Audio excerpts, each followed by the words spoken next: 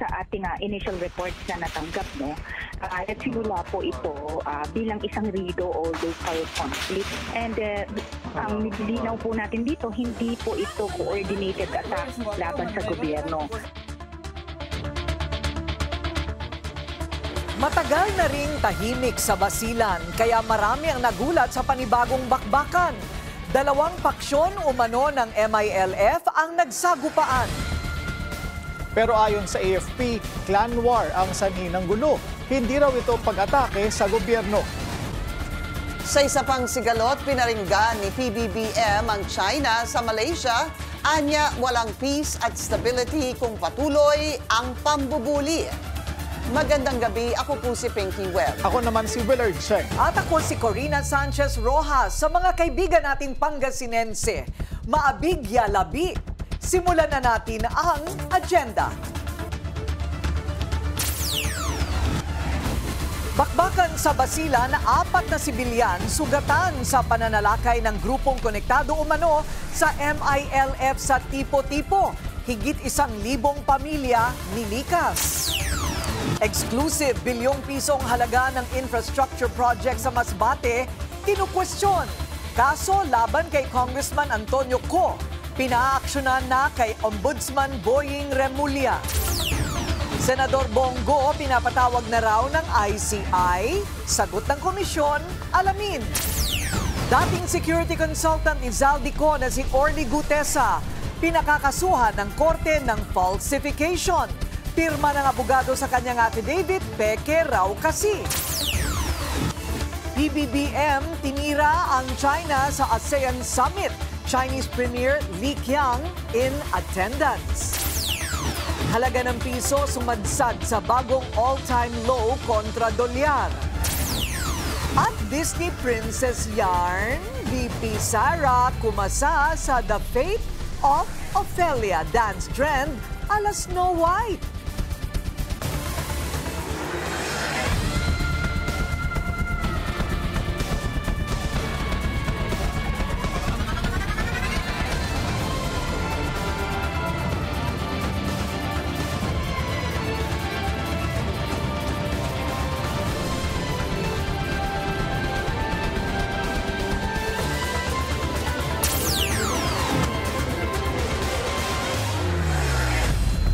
Nagulantang ang Basilan matapos magbakbakan ang dalawang armadong grupo sa tipo-tipo.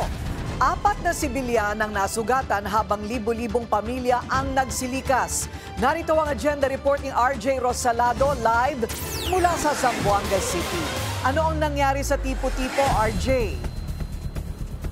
Yes, Corina, sumiklab na ang atensyon at palitan ng putok sa bayan ng tipo-tipo Basilan at tila nagbalik ang trauma ng mga nagdaang bakbakan sa probinsya kasunod nga na nangyaring insidente kanina.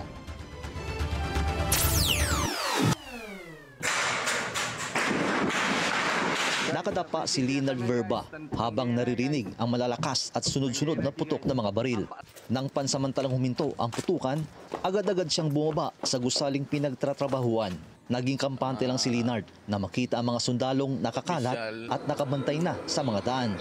Sa kuha naman ni Kers Aho, maririnig ang sunod-sunod na putok ng baril habang naghahanap sila ng pwedeng pagtataguan.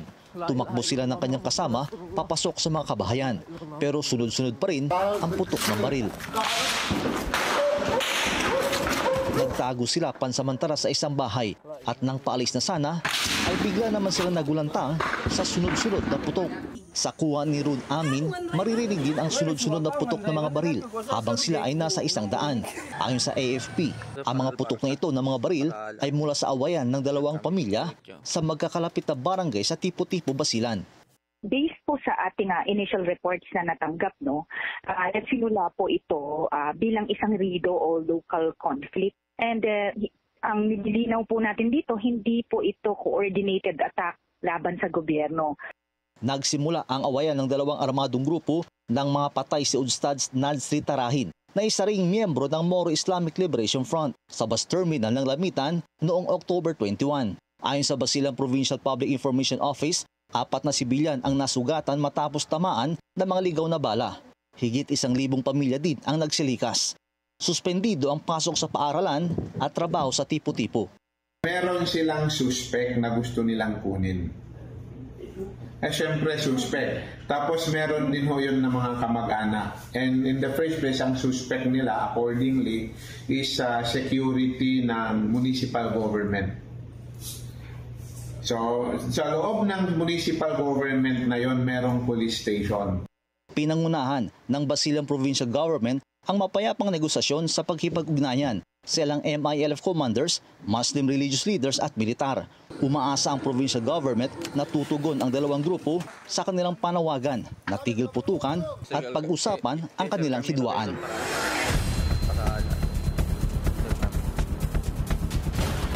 Purina, sa ngayon ay bagyang mupa ang tensyon sa sentro ng tipo-tipo at andun pa rin ang ating mga sundalo na nagbabantay sa sentro ng munisipyo. At base nga sa mga impormasyon na ating nakalap, as of 5 p.m. today, may mga sporadic firefight pa rin na naririnig ang ilang mga residente. At ayon nga kay Basilan Governor Mujib Taman, ay tumugon na ang dalawang grupo sa tinatawag na ceasefire o tigil putukan muna. Kasunod nga ng intervention na ginawa ng provincial government kasama ang MILF commanders at ng militar. Purina. Maraming salamat RJ Rosalado, nag-uulat ng live mula sa Zamboanga City. Ikinalungkot naman ni Presidential Peace Advisor Carlito Galvez ang nangyari sa tipo-tipo Basilan. Ipinaabot rin niya ang pakikiramay sa mga naging biktima ng sagupaan.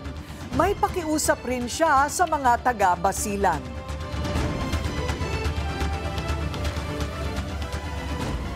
Sana lalo na yung mga kaibigan natin na nandiyan sa Basilan, matagal na rin po sa Basilan, mga kababayan ko, sana maging mahinawan po tayo, hayaan po natin na yung rule of law ay manaig sa ating mga kamay. Ano po natin, mas maging mahinawan lang po tayo. Nagpasaklolo na kay Ombudsman Boying Remulla ang mga nagsampa ng kasong graft and plunder laban kay dating Masbate Governor at ngayon Congressman Antonio Co. Nag-ugat ang mga reklamo sa bilyong pisong halaga ng questionableng infrastructure projects sa lalawigan. Makupad daw kasi ang naging aksyon ni dating Ombudsman Samuel Martires. Narito ang unang bahagi ng exclusive agenda report ni George Cahiles. Kuha ang bidyong ito sa Salvacion, Casamongan Road sa bayan ng Balod, Masbate noong July 2024. Makikita ang uka-ukang rough road, maputik at mahirap raw daanan lalo na kapag umuulan. Ang sitwasyong ito ang isa sa mga naging batayan para magsampa ang isang grupo sa Office of the Ombudsman ng kasong plunder, graft at malversation laban kay dating Masbate Governor at ngayon ay Congressman Antonio Co. at ilan pang matataas na opisyal ng provincial government. Bahagi raw kasi ang kalsadang ito ng Rehabilitation and Regraveling Project ng LGU noong October 2022. Sa mga dokumentong nakalap ng Billionaire News Channel, isa ang Salvacion Casamongan Road sa 23 road projects ng Masbate Provincial Government noong 2022 na na-award sa kumpanyang 4J Construction. Ang kabuuang halaga nasa halos 200 million pesos. Marami po ito sa iba't ibang munisipyo doon sa amin sa lalawigan ng Masbate na aming sinuri. Napag-alam namin ito na may mga nakalang milyon na pondo. So nang masuri namin ito, nakita namin na walang bakas na trabaho. Iba't ibang proyekto pa ang sinilip ng grupo at umabot sa 28 kaso ang naisampa nila laban kay Co sa Ombudsman mula January 2023 hanggang August 2024. Ang kabuuang halaga ng mga proyekto nasa higit 1.2 billion pesos.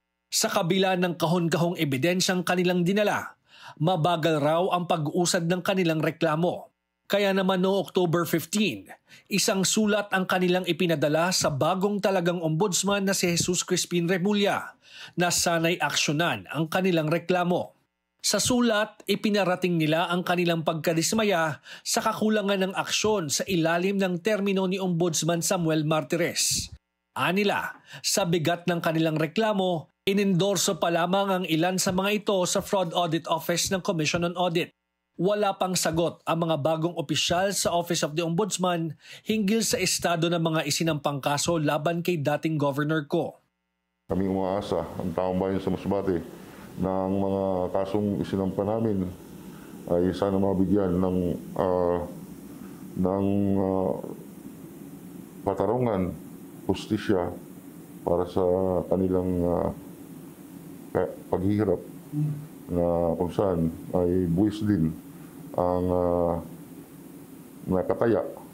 Lalo na yung mga nasa upland barangays, pagbababa ng mga produkto nila, hindi agad hindi maibababa ng maigi yung mga produkto nila dahil yung mga kalsada na pinunduhan ng provincial government ng road rehab rehab ay hindi napapatrabaho ng maayos. Kung baga sa binulsa lang yung pera, walang patrabaho. Sa isang pahayag, sinabi ng kampo ni Ko na ang mga inirereklamong proyekto sa ombudsman ay hindi na-flag ng COA sa mga report nito at nanindigan na politically motivated ang mga kaso. Di umano, ang mga complainant ay dating empleyado sa Masbate City Hall sa ilalim ng pamumuno ni dating Mayor Socrates Tuason na mahigpit nilang katunggali sa politika. Itinanggi naman ng mga Tuason ang bintang ng kampo ni dating Governor Ko.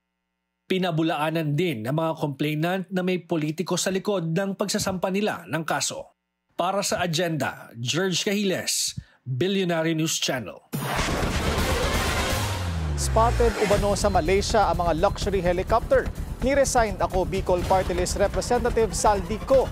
Ayon sa source ng Billionario.com, may mga koneksyon si Ko sa Malaysia. Kaya nailipad niya patungong Sabah ang kanyang mga chopper mula Southern Palawan. Nagkakahalaga ng $45.6 million o 2.7 billion pesos ang 6 na helicopter ni Ko. May ilan pang air assets si Ko tulad ng Gulfstream G350 na worth $36 million. Ayon kay DPWH Secretary Vince Dizon, desidido ang gobyerno na bawiin ang ill-gotten wealth ni Ko na isa sa mga dawit sa flood control scandal.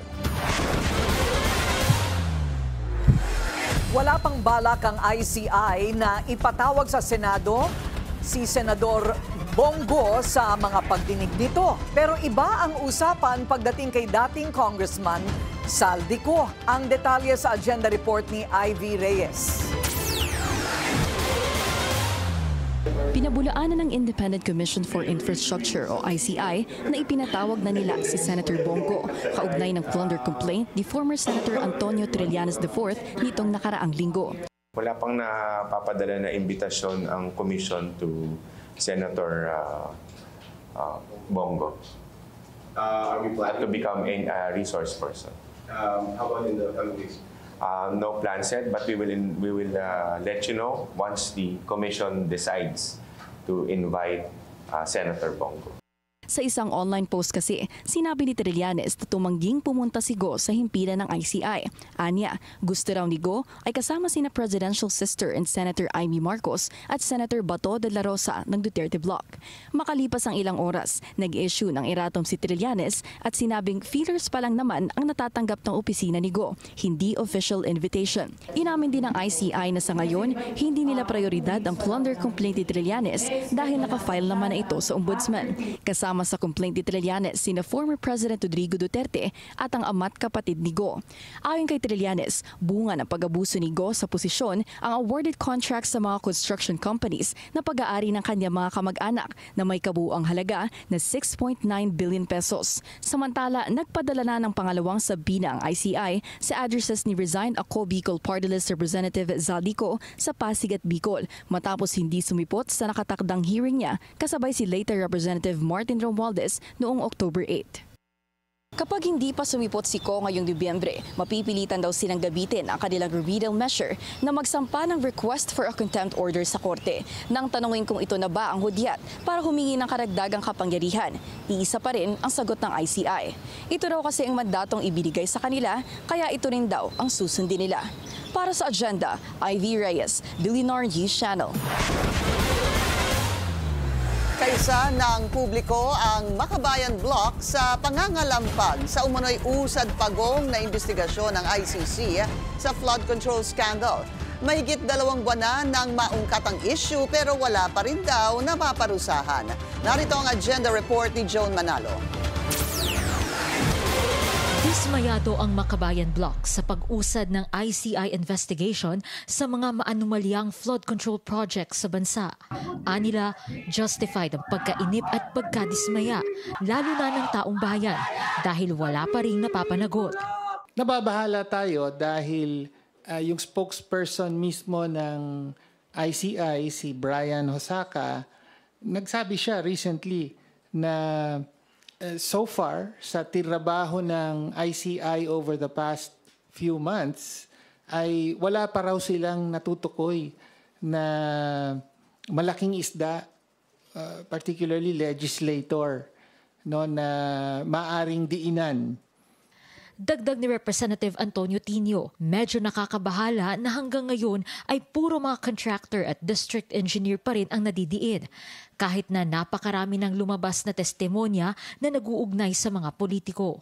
Sa mga Blue Ribbon Committee hearings at saka kahit dito sa Infracom Committee hearings ay natukoy na, di ba? Halimbawa, si Yusek Bernardo, natukoy na niya na up to the highest level, nabanggit pa niya involvement mismo ng Malacanang, no, Office of the Executive Secretary, no, sa mga bilang mga proponents o bilang involved sa mga insertions, whether in the regular budget or in the unprogrammed budget. Ilang ulit na ring sinabi ng palasyo na hindi dapat madaliin ang investigasyon sa flood control scandal. Pero sagot ng Makabayan Block, insensitive sa public sentiments yung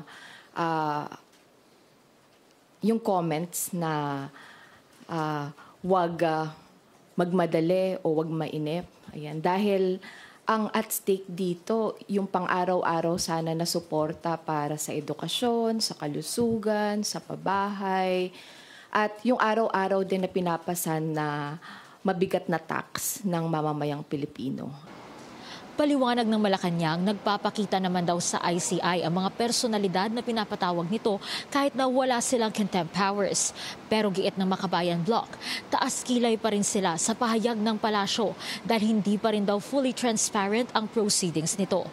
Para sa agenda, Joan Manalo, Billionario News Channel.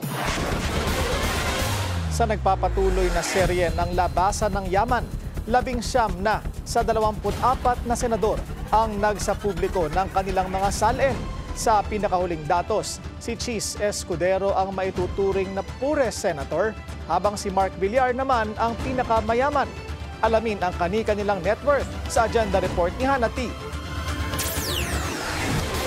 Tila si dating Senate President Chis Escudero ang pinakamahirap na sitting senator. Siya kasi ang may pinakamababang dineklarang net worth sa SALN na nasa 18.8 million sa taong 2024. Mas mababa ito ng bahagya sa dineklarang net worth ni Senator Risa Ontiveros na 18.99 million. Kung ikukumpara sa 2018 SALN, mula 10.58 million, umakyat ng 8 milyon ang net worth ni Escudero. Wala siyang liabilities sa kanyang recent SALN kumpara sa 5 milyong naitala noong 2018. 5 ang real properties ni Escudero at lahat ito'y ipinasa lahat umano sa kanya noong 2013. Pagdating sa kanyang 18.8 million worth of personal properties, meron siyang 1978 at 1987 Mercedes-Benz cars, isang 1969 BMW at 1995 Range Rover Classic. 3 ang kamag-anak ni Escudero sa gobyerno. Yan sina Sorsogon 1st District Representative Marie Bernadette Escudero, Kasiguran Councilor Ramon Escudero at Sorsogon City Vice Governor Cunimar Antonio Escudero II. Tumaas din ang net worth ni Senator Joel Villanueva pa 49.5 million sa taong 2024, ang pinakamataas niya mula 2018. 26.9 million lang ang naitala niya noon at noticeable ang pag-akyat ng kanyang net worth mula 2019 at 2020. Sa recent SALN ni Villanueva, lagpas 15 ang real properties nito na majority ay purchased. Halos 46.3 million yan in total. Meron naman siyang lagpas 26 million na personal properties, kasama ang higit 6.6 million sa investments at 10.2 million in cash. Meron naman siyang 23 million peso worth of liabilities, ang pinakamababang naitala niya mula 2018 na nooy nasa 27.5 million. Kapwa dawit sina Villanueva at Escudero sa flood control corruption scandal. Bilyonaryo couple naman sina Senador Raffy at Representative Jocelyn Tulfo. So far, si Senator Raffy ang may pinakamataas na declared net worth sa lahat ng mga senador na naglabas ng kanilang SALN. As of December 2024, hindi bababa sa 15 sasakyan ang pagmamay-ari ni Tulfo. Nandiyan ang 2 Cadillac Escalade na parehong bulletproof na nasa 14 million pesos each, Mercedes-Benz AMG, Lexus, Toyota Sequoia at ilang Toyota Hilux, Fortuner at Innova units. Nasa 6 ang agricultural lots ng Tulfo couple at may residential lots silang nasa 164 million. Wala silang liabilities. Dinisclose din nila ang business interests sa RW Productions Incorporated, Raffy Tulfo in Action Foundation at Idol Network Philippines kung saan sila ay stockholders at directors. Ang kapatid niyang si Senator Erwin Tulfo, nasa 497 million ang total net worth as of June 2025. Kumpara kay Senator Raffy, may liabilities si Senator Erwin na nasa halos 160 million. Kabilang dito ang personal loans at insurance. Lagpas 10 ang residential properties ni Senator Erwin at in total, nasa higit 210 million pesos ang mga ito. Hindi naman pinangalanan ni Senator Erwin ang kanyang 11 vehicles, pero nasa 75.1 million ang total price nila. Meron din siyang 4 na firearms na nasa 280,000 pesos in total. Para sa agenda, Hannah Tia, Bilyonaryo News Channel. Sa kalalabas lang na datos, mayroong mahigit 1.3 billion net worth si Senator Mark Villar at wala siyang liabilities. Ang kapatid naman niya na si Camille, mayroong net worth na 362 million pesos. Kinwestiyon din ni dating Ombudsman Samuel Martires kung bakit hindi inilabas mismo ni Senador Joel Villanueva ang pagbaliktad sa kanyang 2016 dismissal order. Sa gitna ito ng mga batikos kay Martires hinggil sa kanyang umano'y secret decision laban sa utos ni former Ombudsman Conchita Carpio Morales na patalsikin si Villanueva. Sa On Point ng Bilyonaryo News Channel, sinabi ni Martires na hindi niya maalala ang eksaktong rason kung bakit hindi niya nirelease ang kanyang desisyon. Pero malamang daw, hindi niya naisip noon ang kahalagahan nito. I really don't know what made me decide not to have it publicized. But I am so sure that we informed the Senate about this. Joel Villanueva knew also about it. Why he did not have it published? Dapat matuwa siya, di ba? Ni-reverse yung Carpio Morales. Bakit hindi niya pinablish din? Bakit hindi niya binigay sa reporters? The only instance he was talking about the reversal was in 2022 when he was running for re-election. That was the time he was talking about the reversal of the decision. So nagtataka rin ako, bakit hindi siya, napakadali, bibigyan mo lang sa reporter, oh. Why didn't you, sir? How about si you? Joel, Yeah, I know, but why didn't you? Nung nagtataka po kayo, nagtaka lang ako noong, ito ngayon lang. Nagtataka ako, bakit noon, I was asking, mayroon ba lumabas sa dyaryo? Sabi nila, mayroon. Kailan? 2022. So nagtataka ako, bakit wala bang 2019? I kept on searching. Wala bang 2019 na nilabas si Joel Villanueva that his case was decided by Conchita, was reversed by the present ombudsman? Wala pang desisyon ang Senate Electoral Tribunal sa quo warranto petition na isinambat laban kay Senator Erwin Tulfo. Ang senador naman tuloy lang daw sa trabaho. Yan ang agenda report ni Dexter Ganibe ng Abante. Hiniling ni Bertini Causing ng Coronadal City sa Senate Electoral Tribunal na utusan si Senator Erwin Tulfo na bakantihin ang kanyang tanggapan sa Senado.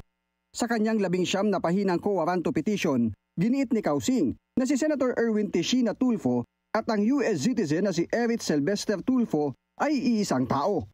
Bagamat ni-renounce na umano ni Tulfo ang kanyang US citizenship, hindi siya makukonsiderang dual citizen dahil hindi umano siya nag-apply para maibalik ang kanyang Filipino citizenship.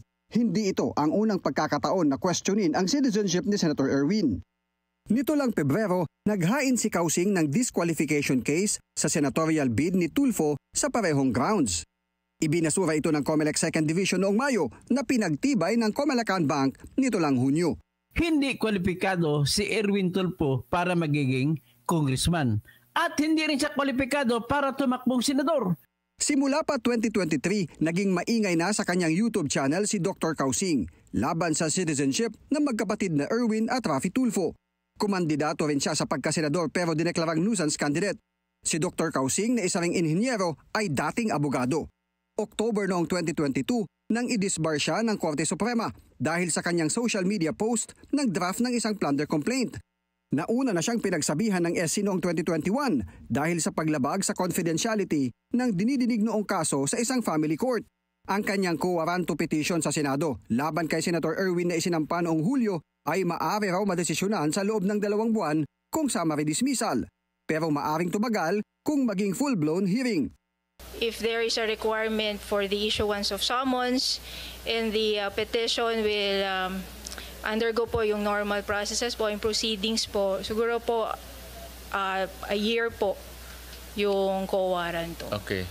Basta before, we always target that before the end of the term of the sitting senator, resolve po.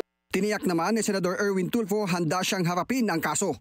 Hindi rin anya ito magiging hadlang para gawin ang trabaho na ipinagkatiwala sa kanya matapos iluklok sa Senado nitong midterm elections. Para sa agenda, Dexter Ganibe, Abante! 4 na sibilyan ang sugatan habang libo-libo ang lumikas dahil sa bakbakan sa Basilan. 2 armadong grupo ang nag-offensive sa isa't isa at kaugnay po niyan, kasama natin ngayon si Basilan Governor Mujib Hataman. Magandang gabi po sa inyo, Governor. Hi, Ma'am Corina. Magandang gabi po. Magandang gabi rin sa ating tagapakinig.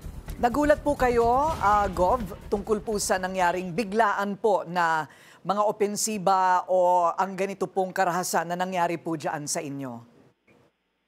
Well, actually, Corina, siyempre hindi namin inaasahan na meron pang mga ganong klaseng uri ng pangyayari sa aming lalawigan matapos yung ilang sakripisyo ng ating mga kababayan at mga security forces para linisin mula sa lawlessness. Pero siyempre, alam naman natin may malaking grupo pa rin na presensya ng MILF.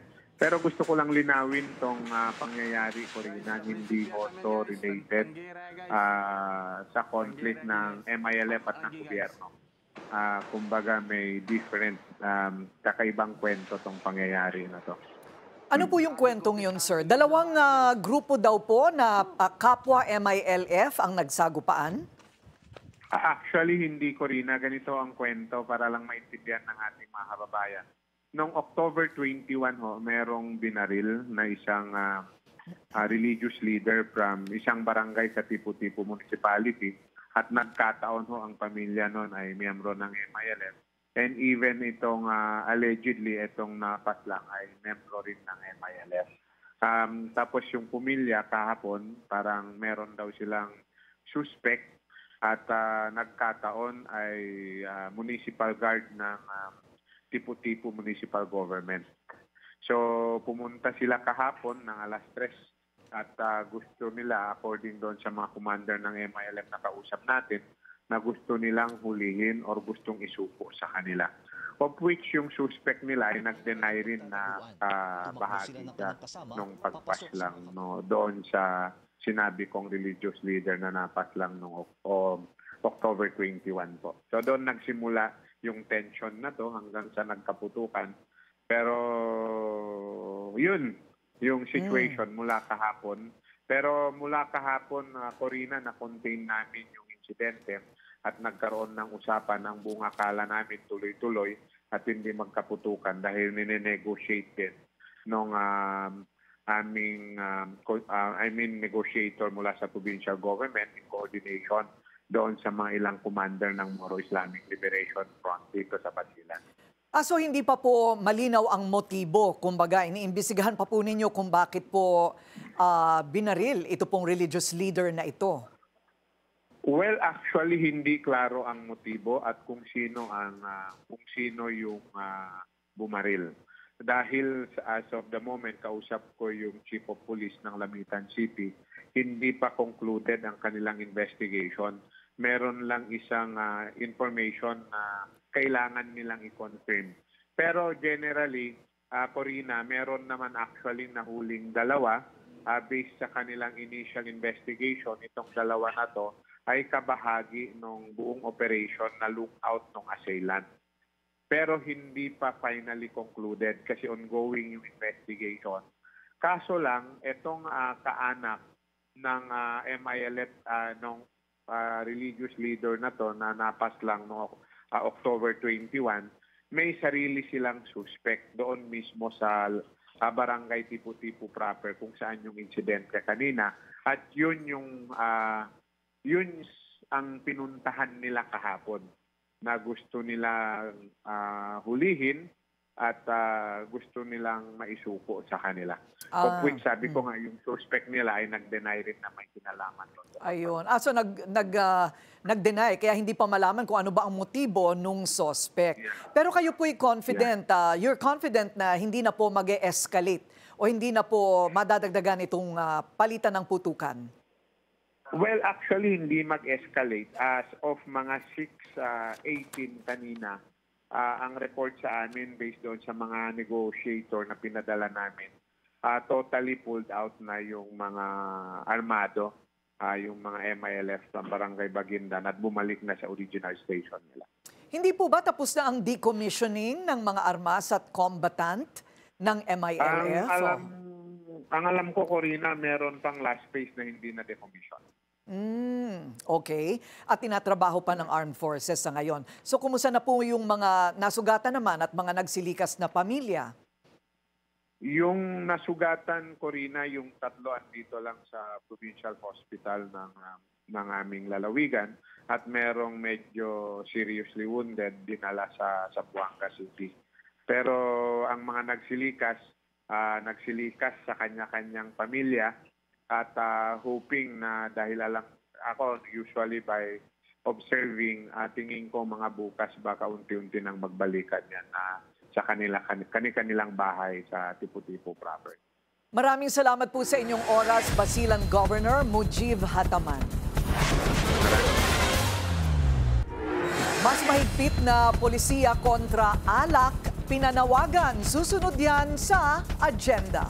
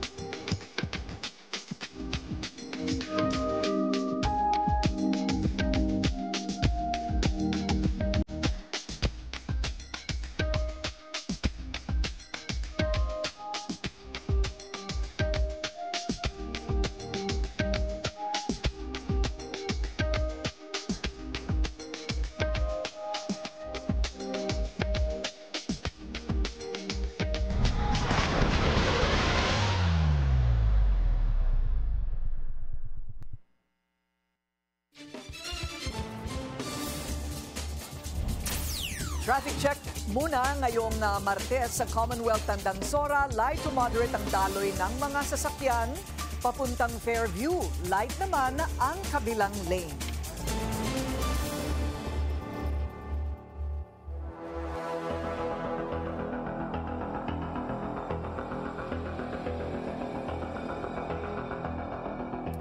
Tuloy-tuloy ang maagang pagbisita ng ilang pamilya sa kanilang mga yumaong mahal sa buhay, ilang araw bago pa ang undas. Tiniyak naman ng mga otoridad na handa na ang kanilang deployment para sa inaasahang buhos ng mga tao.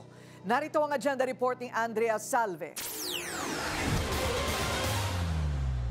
Isa ang Guzmente family sa mangilan-ngilang dumalaw ng maaga sa kanilang yumaong mga mahal sa buhay sa libingan ng mga bayani. Dating miyembro ng Armed Forces of the Philippines ang kanilang papang at itinuturing na nilang bonding ang pagdalaw lalo't galing pa sila sa iba't ibang lugar. Ako galing Baguio, sila na Baliches. Ito dyan sa Project 8. So para lang magkasama-sama. May iwas lang kami sa tao, daming tao, traffic, ganun.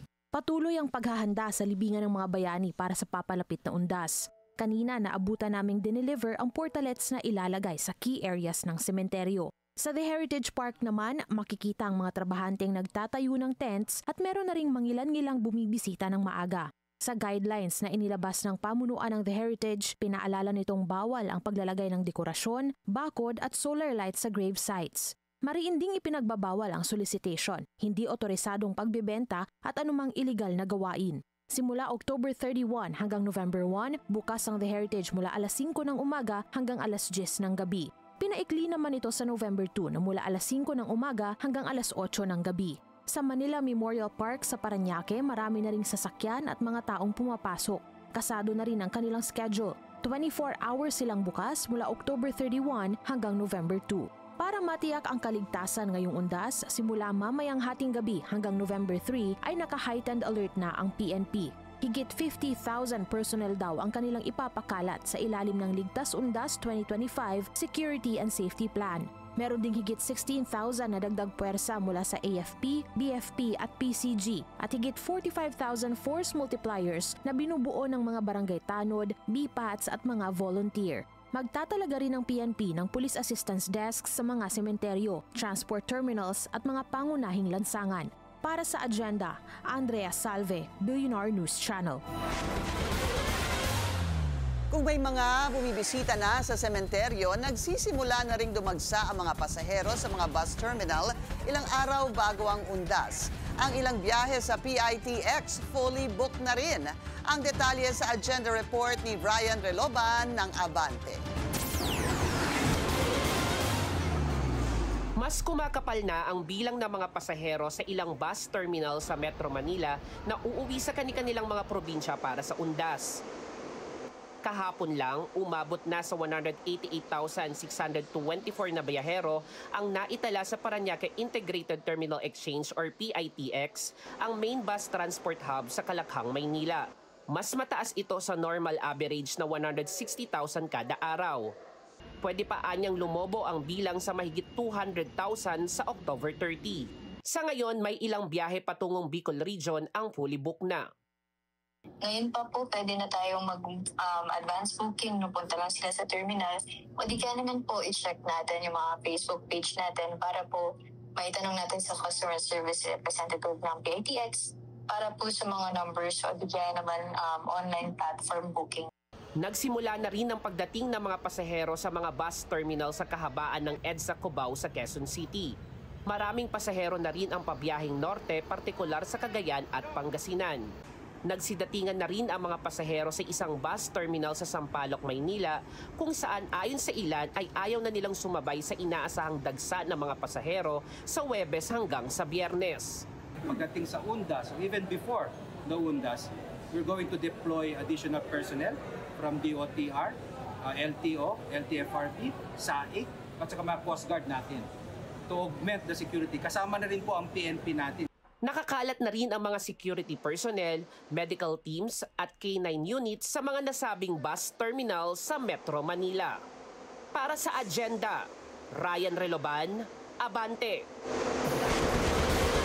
Ngayon nga na papalapit ang undas, idinaan ng grupo ng mga kabataan sa isang Halloween protest ang panawagan sa mas mahigpit na pulisiya kontra alak. Batay kasi sa datos, halos 50 Pilipino ang namamatay araw-araw dahil sa pag-inom nito. Narito ang agenda report ni Charmaine Abong ng Abante. Kakaibang Halloween themed na kilos protesta ng ilang grupo. kabilang ang health sector at mga kabataan mula sa Syntax Coalition sa gitna ng Boy Scout Circle sa Quezon City kaninang umaga. Naglatag sila ng mga lapida at ghost figures para simbolikong ipakita ang mga buhay na nasawi at nasira dahil sa labis na pag-inom ng alak. Ayon sa grupo, araw-araw ay mayroong 47 Pilipino ang nasasawi dahil sa alak. Panawagan nila sa mga mambabatas na magpatupad ng mas mahigpit na polisiya sa mga alcohol drink, kabilang ang mas mataas na buwis at mas istriktong regulasyon para maprotektahan ang kalusugan ng mga kabataan at ng publiko. Ayon kay Bataan 1st District Representative Tony Roman na nakiisa sa kilos protesta, kailangan ng baguhin ang ugali ng mga mamamayan sa pag-inom ng alak. Sa akin lalawigan lang sa Bataan, yung mga namamatay, yung mga road accidents involving mga tricycle, mga nakasingle, mga nasasakyan, marami dyan nakainom eh. So it's underreported, bukod pa sa yung creeping condition, yung pinsala sa atay, na dala niyan, at yung depression na.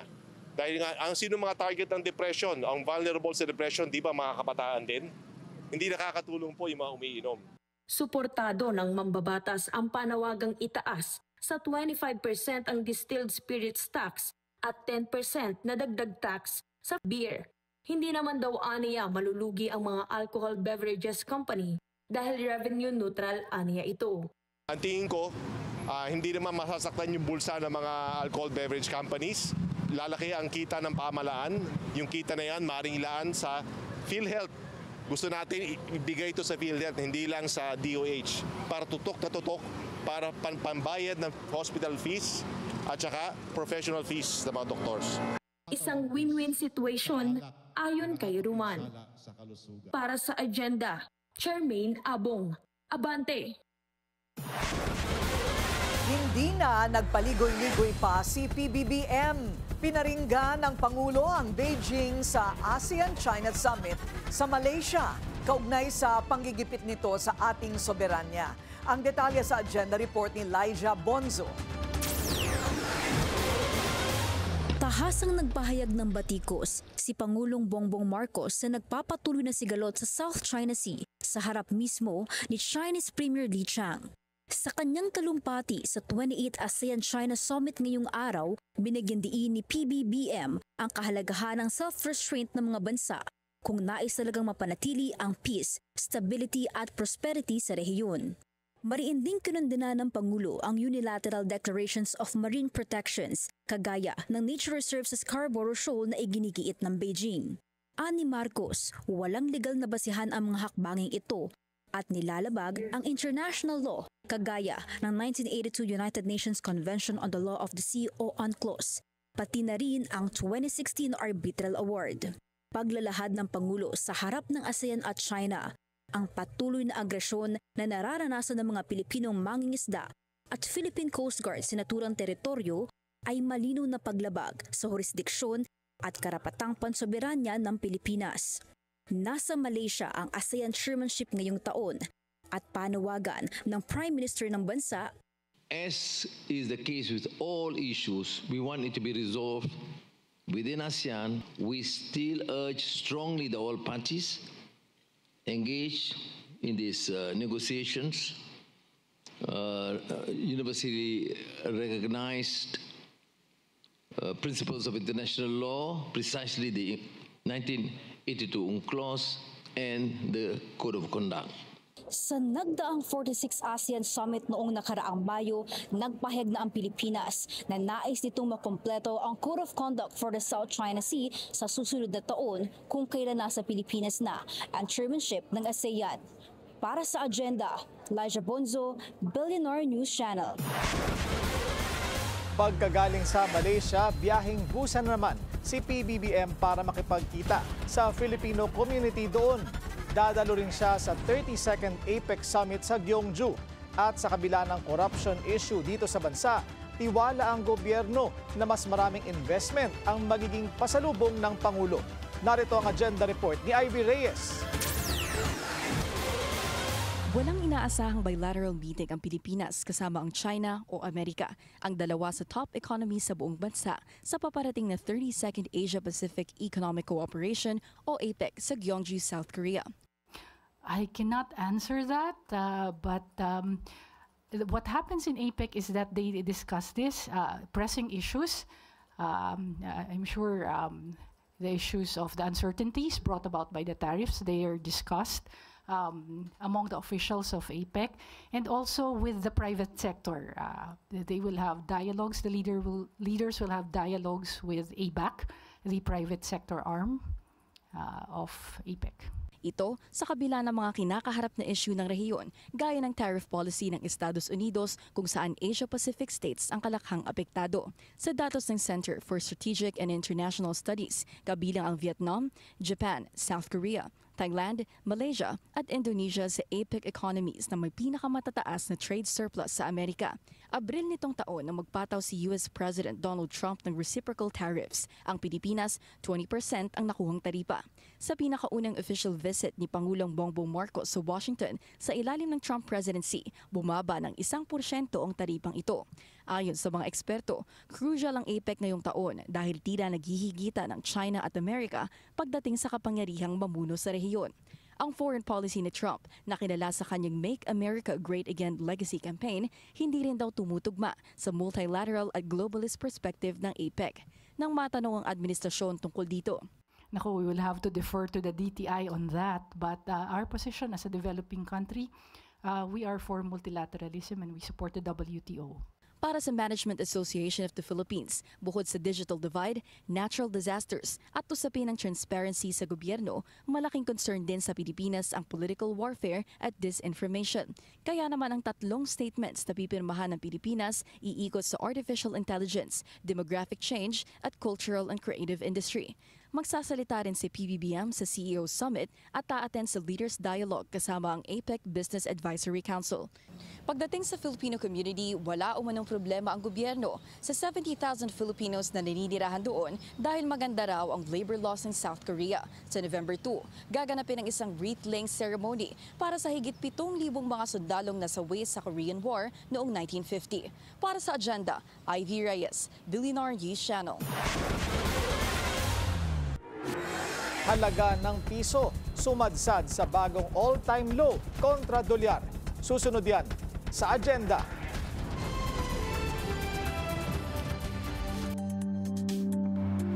Sa Metro Manila dapat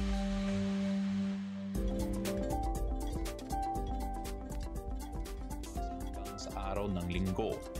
Ang agwat ng temperatura ay papalo mula 26 hanggang 31 degrees Celsius. Sa Metro Cebu, maulan na panahon rin ang dapat asahan bukas hanggang sa araw ng linggo. Ang mga pag-ulan na ito ay madalas sa hapon o kaya naman ay sa gabi. Kaya saan man ang inyong lakad sa mga susunod na araw ay magdala ng panangga sa ulan. Ang temperatura ay maglalaro mula 26 hanggang 31 degrees Celsius. Sa Metro Davao naman, maulap na kalangitan na may mga pag-ulan at localized thunderstorms ang dapat asahan simula bukas hanggang sa araw ng linggo. Kaya kung may mga planong lumabas, paghandaan ang mga biglaang pagbuhos ng ulan. Ang temperatura ay nasa pagitan ng 25 hanggang 33 degrees Celsius.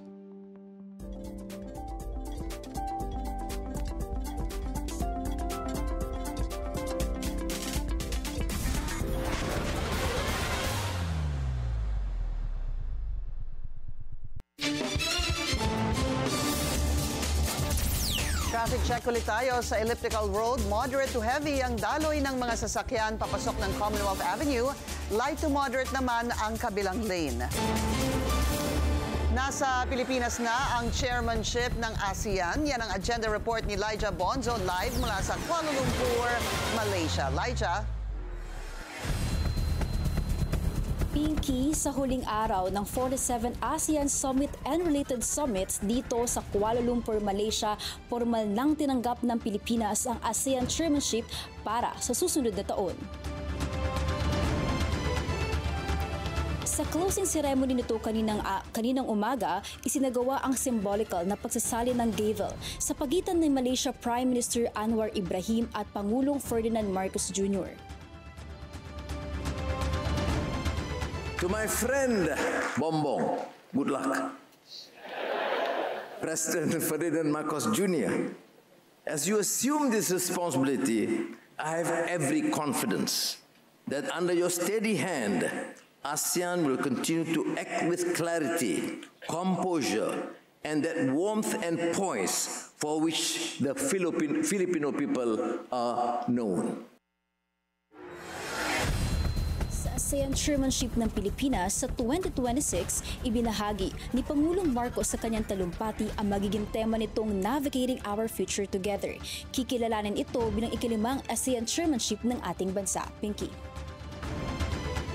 Maraming salamat, Lyja Bonzo. Nag-uulat ng live mula sa Kuala Lumpur, Malaysia. Isang catastrophic storm ang nagbabadya sa Jamaica. Widespread destruction ang babala ng National Hurricane Center mula kay Hurricane Melissa. Taglay nito ang malalakas na ulan at hangin na aabot sa higit 280 kilometers per hour. This is going to lead to widespread infrastructure damage, prolonged power outages, communication outages, and isolated communities. It's going to be a very dangerous post-storm environment. So very dangerous, life-threatening, catastrophic flash flooding, widespread landslides expected across Jamaica. Ipinag-utos na ang mga evacuation sa Jamaica pero may mga residenteng ayaw pa rin daw lumikas dahil sa takot na manakawan ang kanilang mga bahay. All praises si US President Donald Trump sa first female leader ng Japan na si Sanae Takaichi. Nagkita ang dalawa sa Tokyo para sa bilateral talks on trade and security.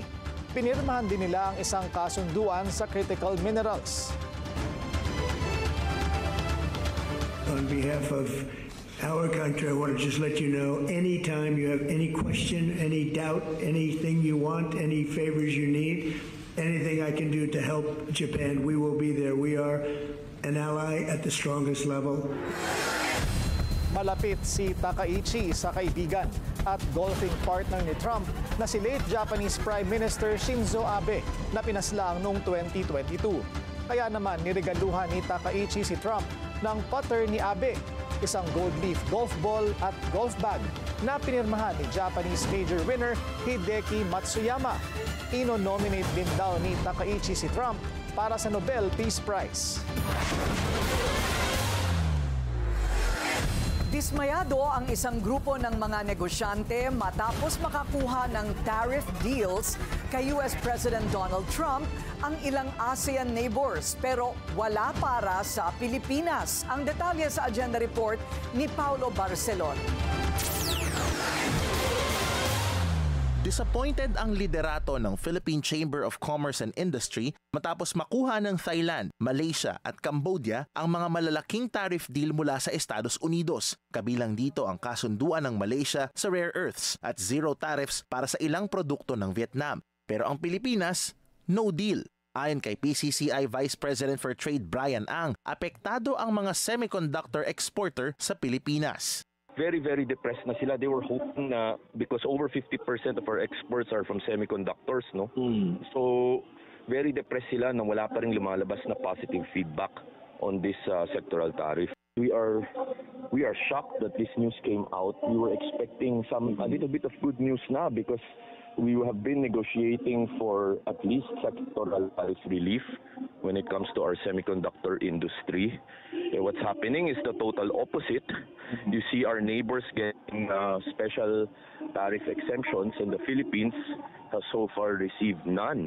Dagdag pa ni Ang, dapat tumingin ang pamahalaan sa mga posibleng kapalit o konsesyon mula sa Washington tulad ng pagtiyak na mananatili sa Pilipinas ang mga call center operations sa gitna ng mga debate sa US Congress tungkol sa Keep Call Centers Bill na maaring makaapekto sa IT BPM industry ng bansa. Ang hinihingi natin, semiconductor tariff, BPO, malaki ba yun? Di ba? Hindi naman kalakihan yun. Ayon naman kay RCBC Chief Economist Michael Ricafort, dapat maghintay muna ang Pilipinas kung magbabago ang isip ni Trump sa mga taripa. Ngunit dapat na ring pagtuunan ng pansin ang pagpapalawak sa ibang export markets. So yun, yung diversification ng markets, diba? Tingin ka sa ibang market sa Asia, sa Middle East, sa Europe, kahit South America, di ba? Yung mga, kasi US is 17% of total export. example. So it's the biggest export market of the Philippines. So diversify.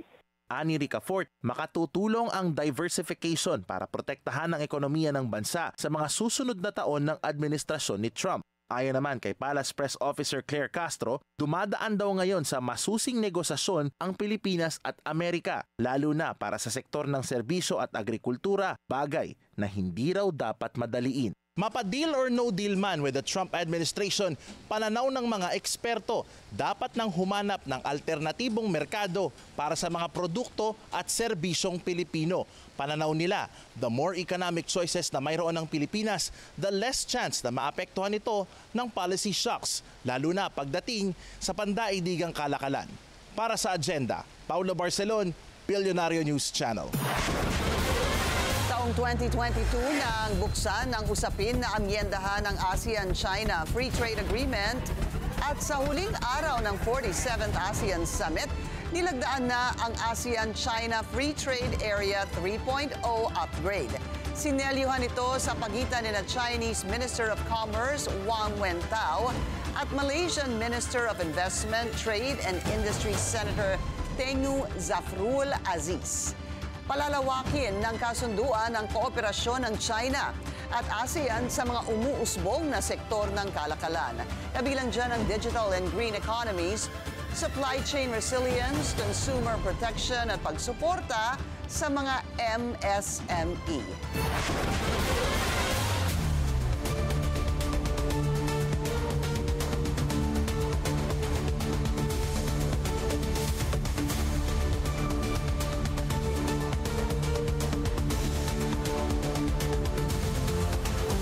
Lumagapak ang piso kontra dolyar ngayong araw. Ayon sa Bankers Association of the Philippines, umabot sa 59.20 ang halaga ng piso sa kalagitnaan ng trading. Mas mababa sa previous record na 59 flat. Nagsara ang palitan ng piso kontra dolyar sa 59.13. Paliwanag ng Bangko Sentral, bumaba ang piso dahil sa posibleng pagbagal ng economic growth at epekto ng flood control scandal. Bagong anomalya sa DPWH, ibinuko ni Senate President Pro Tempore Panfilo Ping Lacson. Susunod yan sa Agenda.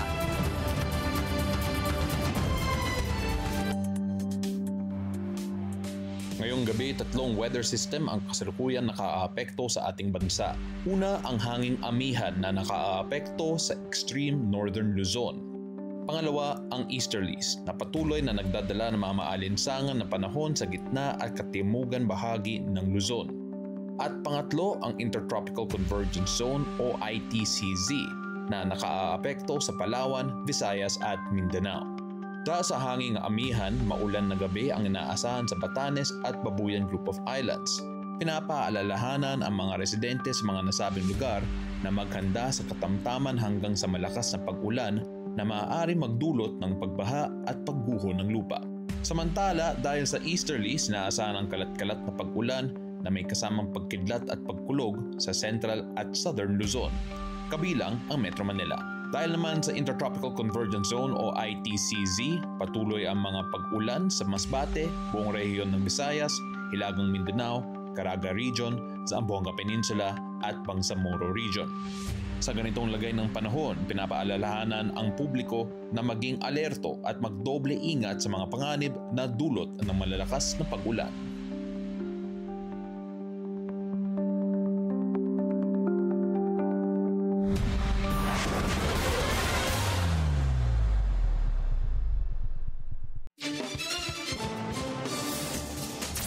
Isa pang traffic check ngayong Tuesday rush hour.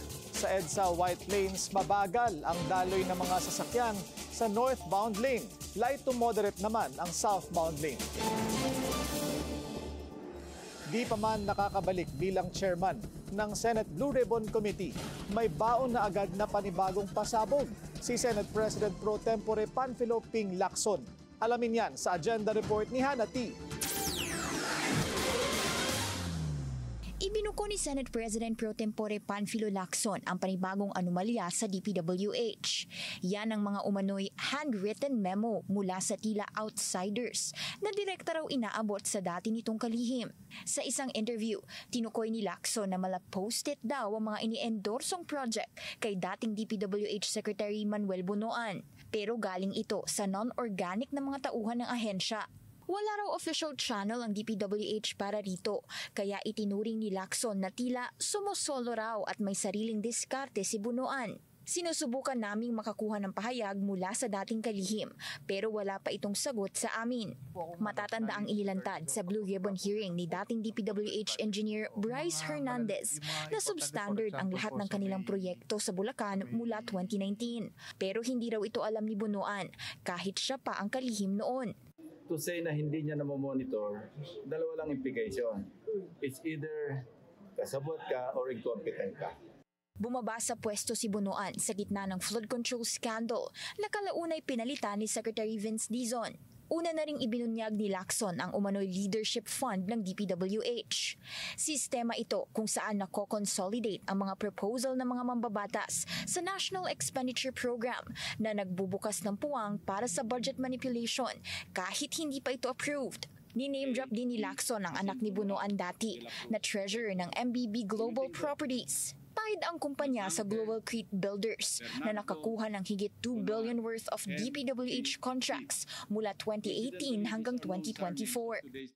Kaya naman pala ang palaging depensa ni dating DPWH Secretary Bunoan, isolated case lang daw ang nakita ni Pangulong Bongbong Marcos sa Ghost Project sa Bulacan.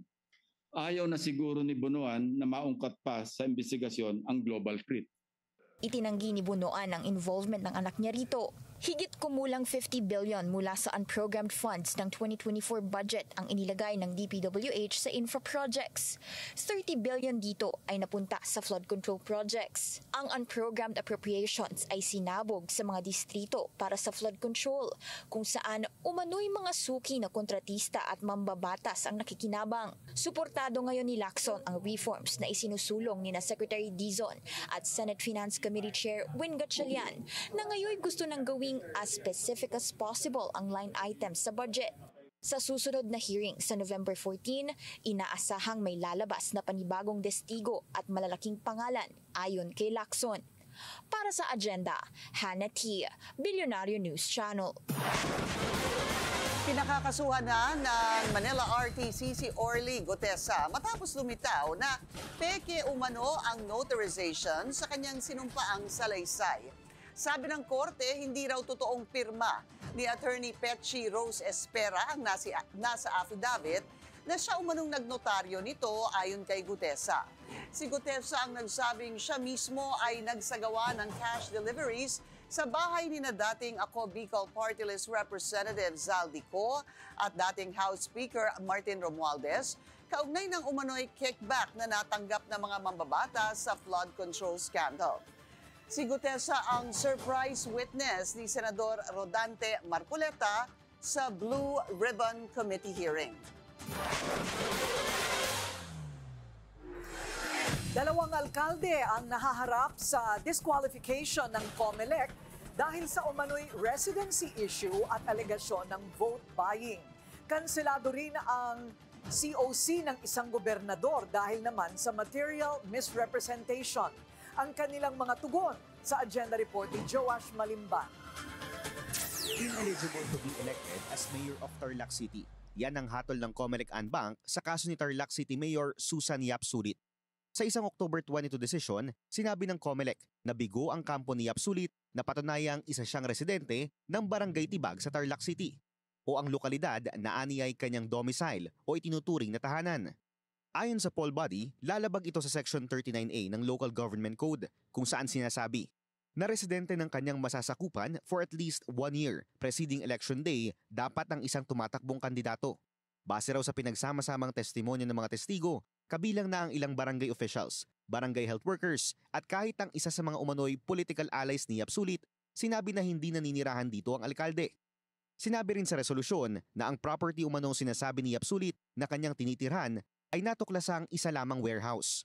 Pero ayon sa kampo ng alkalde, Kagulat-gulat ang naging desisyon ng COMELEC Anbank. Una na kasing ibinasura ang petisyon sa division level.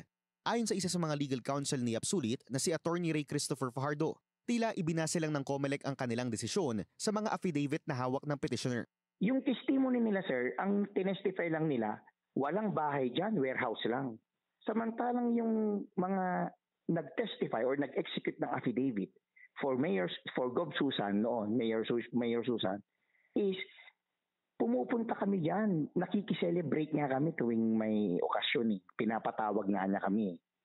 Mga barangay officials po ito at mga residente rin po ng Tibag at mga kapitbahay po niya. Ibinahagi rin ni Attorney Fajardo sa Billionaire News Channel ang ilang litratong isinumite nila mismo sa COMELEC na nagpapatunay umano na dito nakatira si Yapsulit. Makikita sa first floor ang itinuturong warehouse area.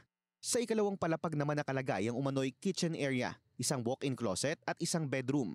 Ayon sa COMELEC, bigo ang kampo ni Yapsulit na i-authenticate ang mga isinumiting litrato dahil wala raw itong kalakip na affidavit na nagpapakita ng source at circumstances kung kailan ito kinuha. Ayon sa kampo ni Yapsulit, magpapasa sila ng petisyon sa Korte Suprema na humahamon sa naging desisyon ng Anbank.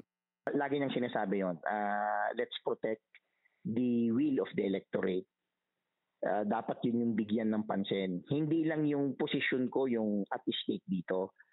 Kung hindi pati yung mas lalong-lalo na yung mga bumoto sa akin at nagbigay ng tiwala sa akin.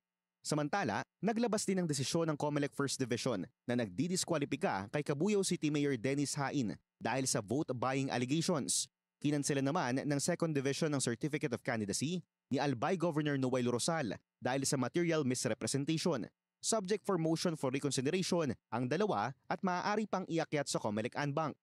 Para sa agenda, Joash Malimban, Billionaire News Channel.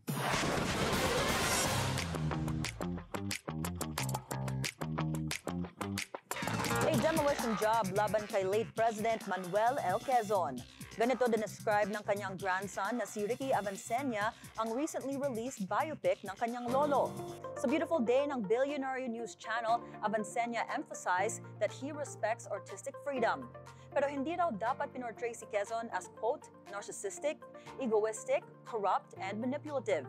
Muli rin niyang criticize ang lead star ng film na si Jericho Rosales. The two earlier got into a heated exchange sa isang screening. Ang feeling ko dito, they sat down and had a story conference and said, ay, yabang ito si Quezon. Or, alam mo, ang dating nito sa tao, he's so good and great, etc., etc. So let's take him down a peg. Or let's demolish him. See Jericho trying to shut me up. So, and do you hear what he said? That stupid buffoon? Do you know what he said? Sir, this is not that there's a time and place for everything. This is not it. What? I'm asking a question. It's a question and answer forum. And this is a direct descendant. It's a question and answer forum about the movie Quezon. A direct descendant of Quezon cannot ask a question or is limited to a time. Lisa Dino, God love her. Avancenia also clarified that he is not asking for a boycott sa film. In fact, he encourages daw everyone to join the debate. A possible romance brewing umano between actress Sophie Turner and Coldplay frontman Chris Martin. Reports say spotted daw ang dalawa on a secret date sa London. This comes just 1 week after Turner split from her boyfriend of 2 years na si British aristocrat Perry Pearson. Martin was previously married to Gwyneth Paltrow and reportedly broke up with Dakota Johnson last June. Ex-husband naman ni Turner ang Jonas Brothers star na si Joe Jonas. Snow White na, showgirl pa. Ang Halloween entry ni VP Sara. Susunod yan sa agenda.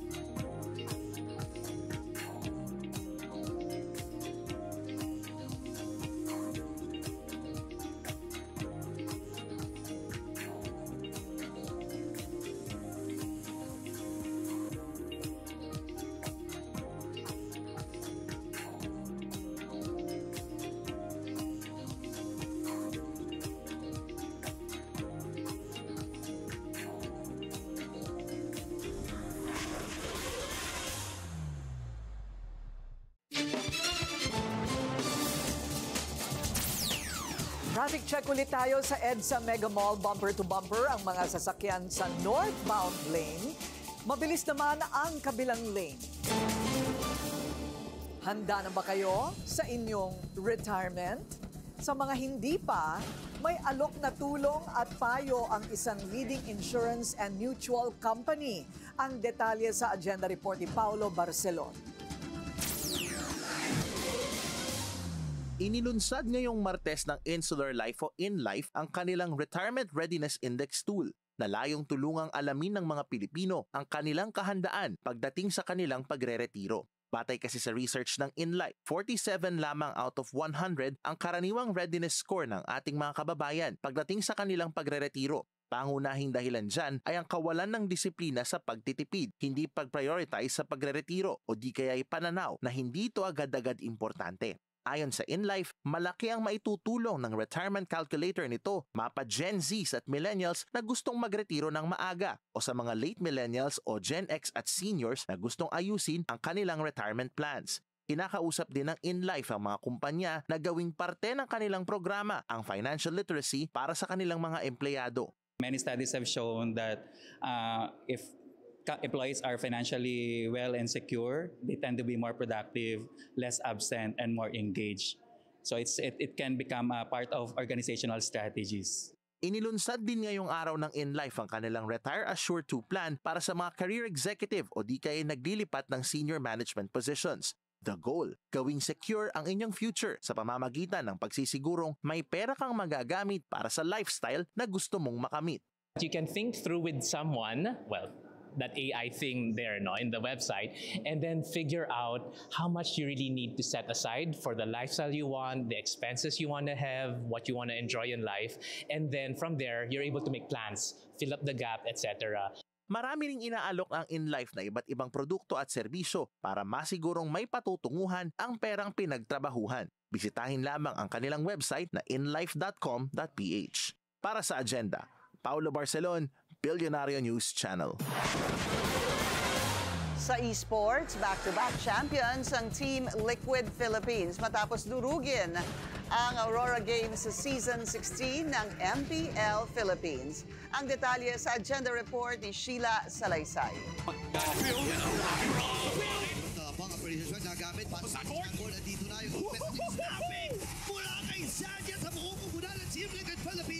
Isang epic moment na naman para sa local esports scene. Pinatunayan muli ng Team Liquid Philippines ang kanilang lakas sa MPL Philippines Season 16. Matapos ibagsak ang Aurora Gaming sa isang intense na best-of-7 Grand Finals. Clean sweep pa, 4-0. Sa harap ng umaapaw na crowd sa Cuneta Astrodome, dominante ang galaw ng Team Liquid Philippines laban sa Aurora Gaming. Ang koponang halos walang talong na itala sa buong season. TLPH took control, claiming the MPL Immortal Cup at ang lion's share ng prize pool. Ang MVP ng gabi, walang iba, kundi si JP de la Cruz. Nagpo-focus ako sa ginagawa ko lang po yung best ko para sa teammates ko. Siya ang itinanghal na finals most valuable player matapos ang sunod-sunod na clutch plays na naghatid sa TLPH sa tagumpay. Solid ang energy sa Astrodome. Fans cheering, lights flashing, at every kill, objective at win. Sumasabog ang sigaw ng crowd. Next stop, Indonesia. Bubuhatin ng Team Liquid Philippines at Aurora Gaming ang bandila ng Pilipinas sa M7 World Championship sa January 2026. 5-year championship streak na ang Pilipinas sa M-Series at mukhang hindi pa rito natatapos ang dominasyon ng mga Pinoy. Para sa agenda, Sheila Salaysay, Billionaire News Channel. Handa na ang mga protagonists sa Thrilla in Manila 2 bukas. Lahat ng sasabak sa 13 fights cleared sa official weigh-in. Main event si Filipino WBC minimum weight champion Melvin Jerusalem na magdedepensa ng kanyang titulo kontra Shakol Wahuse ng South Africa. Nasa undercard naman si 2020 Tokyo Olympics bronze winner Yumir Marshall na lalaban kay Eddie Colmenares ng Venezuela. Balik ring din si former world champion Marlon the Nightmare Tapales na makakatunggali si Fernando Toro ng Venezuela. Inaabangan din si Nico Ali Walsh, na apo ng boxing legend na si Muhammad Ali. Ang event sa Smart Araneta Coliseum ay 50th year commemoration ng iconic match sa pagitan ni Ali at Joe Frazier.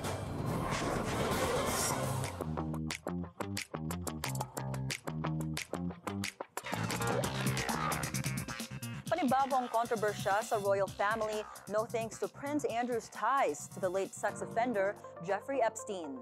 Andrew's brother, King Charles himself, was heckled by a protester during a cathedral visit sa Britain. Pero deadma ang British monarch.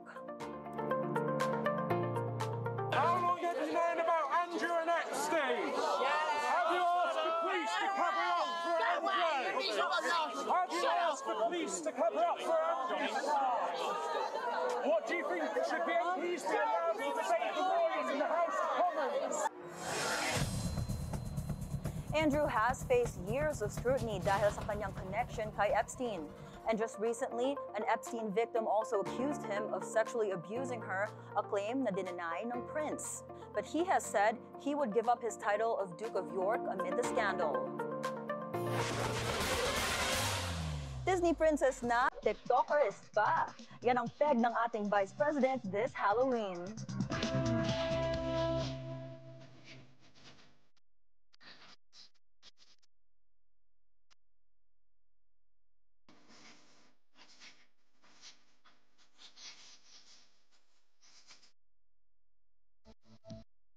Viral ang video na ito ni VP Sarah dressed as Snow White while dancing to the Fate of Ophelia ni Taylor Swift.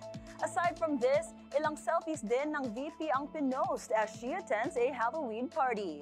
This comes just days after she serenaded the Filipino community sa Singapore with the Bon Jovi rock ballad Bed of Roses. And that's it from my end. I'm Monique Tuzon. Back to you, Karina, Pinky, and Willard. Congratulations! Congrats mo! Monique, halika, sumama ka na dito. Ayan. Oo, Monique. How does it feel to be engaged? Oo, engaged Finally, na siya. 7 years na kami. Wow. Tagal. So I've been waiting for this moment. Wow. What does that mean? Wala nang atrasan? Waiting for this moment all my Alright, life. Oh my gosh. Oh, ang sasabihin ni Willard, ayan, tingnan natin hanggang sa last minute. May pag-asa pa kung bago OMG. Hopefully not. Hopefully not. O kaya yung ninang sa ninongs ko. Ay, ako I hindi said ako that on national TV. Hindi ka nagninina. Si Karina, There's a first time for just for your everything. information, Pinky was my bridesmaid. Yeah. when I got really? married. 16 How many years years ago. Oh, wow. I was only 12. And I was 4. And you were 4 years old. Flower girl. Flower Oo girl. nga. Oo nga. Yeah, Child I was bride ako. Child bride. Ako ring bearer lang ako. Congrats. Thank you so much. Oo, and such a lovely... paano siya Paano siya nag-propose? Sige na. It was very intimate. We were just looking at Mount Fuji because we had the best view. It was the first time it showed up like for the whole month and the snow cap was there. And then he just proposed. He's like, I was supposed to propose to you in Italy last May, but he got nervous. And then he said, actually, Japan's more special because we go every year. And then, ayan, he knelt on one knee and proposed. It was just us. So perfect. Full production. Kailan ang kasal? Kailan? Napag-usapan Not na. yet. Oh my gosh. One step at a time muna, guys. Mag-iipon daw i-pressure. muna. Kumuha ka ng ninong na kontraktor. Ay! Yeah. Wow! Magandang regalo. All the contractors message me. Ako sa enla. Oo nga. All right, so it's 58 days to go before Christmas. Yan po ang ating agenda ngayong gabi. Ako si Pinky Webb. Ako naman si Willard Cheng. Ako naman si Monique Tuzon. At ako si Corina Sanchez Rojas. Sa bawat issue may anggulo at ang balita may agenda.